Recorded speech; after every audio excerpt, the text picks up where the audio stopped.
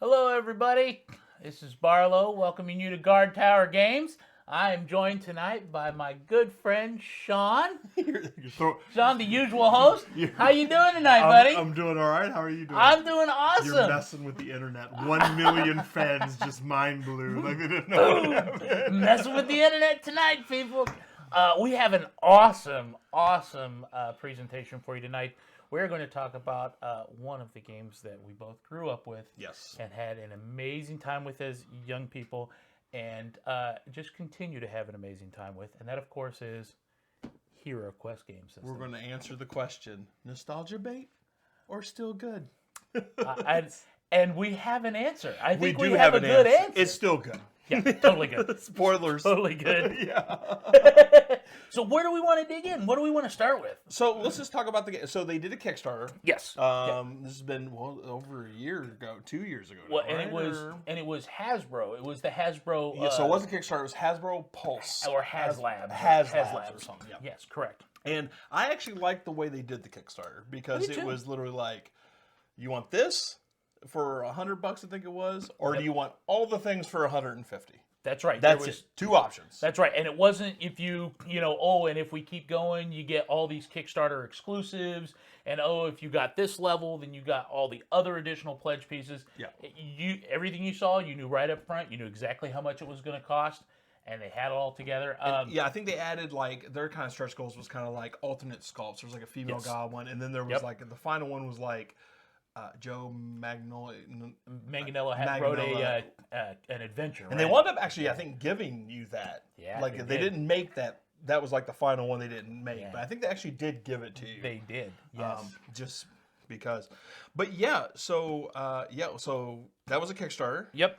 The main difference between this one, if any of you've played the original, it plays much like the original. I think the main difference in the components are some of the models we talked about were switched out, right? Like some of the old models were... Yeah, because Games Workshop, I believe, Yes. Had things to do. They probably don't have the rights to the, Right. the old Chaos Warriors and Bloodthirst or whatever. Right. That was the Gargoyle or whatever. And the Chaos Knights are now the Dread Warriors. Yeah, Dread Warriors. Warriors. That's right. And they kind of have the Chaos Extend, but there is an actual Gargoyle. It's not actually the Bloodthirster, And all the models are brand new sculpts of everything, so they're more modern, stylized. I think the bases are round bases instead of square bases like they used to be. And as you can tell, there's awesome terrain that is on the table that used to be little cardboard things that you had to place around. The whole thing, yeah. So we'll talk a little bit about the model. So it says it has 70 plus detailed miniatures that comes in the box. I think this is a little tricky. There is that many, but a lot are doors and This is one of the models. yeah. And I think actually like miniature wise there might be like 20 to 30 like actual like specific so hold on, I'll tell you right here. There's 35. And 4 of those are heroes. Yeah, and 4 of the heroes, and then if you got the big Kickstarter, they had some alternate heroes, and there's a bard and some other stuff that's... The game is set up, though, to be played with 4 heroes. It's not meant to be played with more than 4 heroes. No, yeah, I think and I don't think it's meant to be played with less than 4 heroes as well. It's 4 pretty consistently. So if you're playing, 2 players, you each play 2. If you play 4, you play...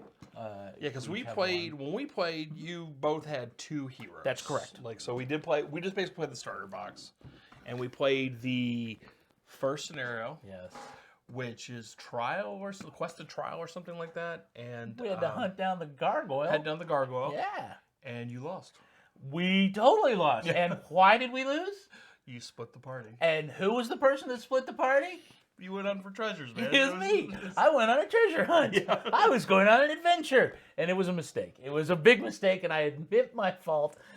Yes, this is definitely a game where you want to cooperate. You absolutely want to. Absolutely do. And I think what happens in the game for most of the quest is because you guys were like crushing through doors and stuff. Yeah. And I think what happens is it ekes out your resources. Yeah, absolutely. Right? So you had to use some spells here, a spell here, a spell here. And by the time you found the gargoyle, you were out of spells. You were all of our healing had gone. I will say that's one thing. Like the potions were difficult to find in the treasure decks, but it felt again, that's exactly what it was like when we were younger and played it too. You know, we could find some treasures, but we also found wandering monsters that popped up and stabbed us.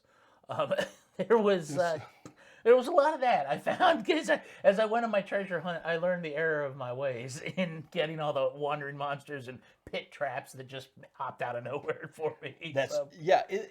So the game's fun. oh, game's Right? super fun. Like it's not like it held up over the years. Absolutely. Right.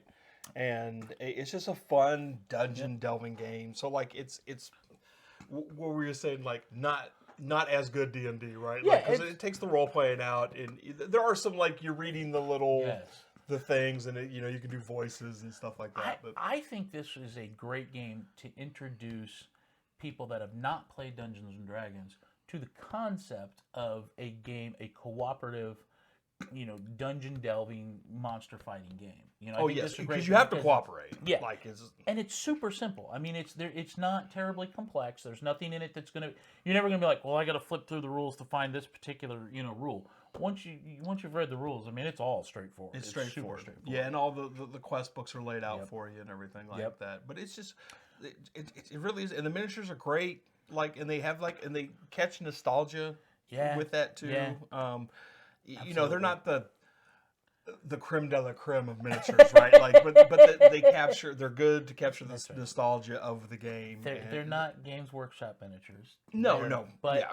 they are very, very nicely done plastic models, and you don't build any of them, right? They're all all They're there. all pre-built. And they come with a tray. Now, Yep. Here's my one thing I don't like. Yeah. So they come with a tray and they fit perfectly in the tray. They're very snug in there. Yep. But what happens is when you get them painted, when you pull them out, it takes paint off, rubs paint off Yeah. out of their heads or wherever they were locked in there. And then the bookcases and stuff came with skulls and rat miniatures that were not glued to them, that you could glue to however you want. And then once you glued them on, they wouldn't fit in their spot anymore. No spaces for them. Yeah. And I mean, I guess you could just set them on there, but they would fall off, and everything like that. I know many of you at home are probably thinking, well, the solution for this is don't paint your models. But that is a terrible Incorrect. solution. That is right. That is wrong. If you do that, you're playing wrong. Yes. This is how you play. You play it with painted models. And I will say they were very enjoyable to paint. Oh, They were they look so fun. good. They were really fun to paint. They were easy to paint. They had I- just enough bibs and bobs on them to I especially love this abomination. the fish man. I especially love that. I think he looks so cool. He's just such a neat model. Again, like you said, they're all different. The little goblins, I think Josh mentioned that they look like the Pathfinder goblins. Yes, And they got do. They the totally little look like little football heads and the big ears and stuff. I mean, they totally look like that. It's great. It's super fun. But what do you think? Tell people to buy it, right? This is a buy.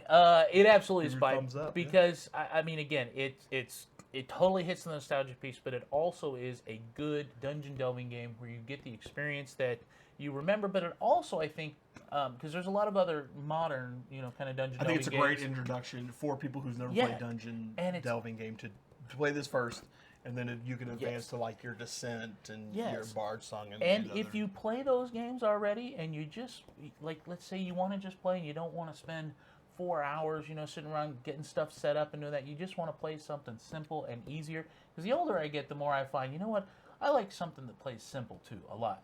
This is the game. I mean, this is a nice, simple setup, easy. The way they do spells is excellent. The way they have all the equipment, artifacts, treasure cards, because support spells is everything. you get all the spells between the Yes. two wizards, Yep. and because it's the wizard picks the first of their lore, Yep. and then the elf picks one, and then the wizard gets the other Yep. two, right? So Yep. he gets Exactly. 3 of them, and they literally are. You play the spell, you're done. Like the Yep. spell's gone, right? Yep. It's just a resource that you have, and some of the spells are great. Oh yeah. The Earth ones, which were the ones that when I played the elf, not the wizard, and when we played the elf with the Earth spells, there was a heal spell, there was a armor spell that really kind of buffed up my barbarian that was cool, and then there's also one that I didn't get a chance to use where you get to walk through walls. that seemed cool, and I figured, you know, that could save, especially because you have to roll dice to determine how many squares you move, and if you're trying to get around and, you know, really get into place, I think that's something that helps, you know. You can make roll that the easy. dice, then walk through the wall. Yeah, Yeah, and exactly. there's a lot of strategy in it between the 4. And I think we didn't really get into the meat potato because we did the trial one, right? Yeah. But if you do the campaign, you're going to get equipment, you're going to get, you know, upgrades and stuff because like all the heroes starting roll 2 defense dice. That's right.